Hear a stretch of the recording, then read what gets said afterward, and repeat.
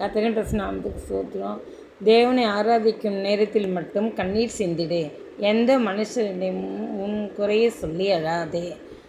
ஏனென்றால் கர்த்தர் ஒருவரே உன் மீட்பர். ஆமென். பிரியமானவர்களே, நாம் சபையில் நம்ம ஆராதிக்கும்போது அந்த ஆராதிக்கிற நேரத்தில் நாம் கண்ணீர் சேர்ந்து ஆண்டவரே என்னை பார்க்க மாட்டீங்களா, நான் இப்படி இருக்கிறேனேன்னு சொல்லி நாம் ஜெபிக்கும்போது ஆண்டவர் கிருபையாக நம்முடைய கண்ணீருக்கு பதில் தர தேவனாக அவர் இருக்கிறார். சோத்திரம். அதனால் நாம் மனுஷர்கிட்ட சொல்லி எந்த பிரச்சனையுமே இல்லை. ஆண்டவர்கிட்டயே நம்முடைய குறைகளை, சுமைகளை, நம்முடைய பாரங்களை எல்லாவற்றையும் இறக்கி வைப்போம்.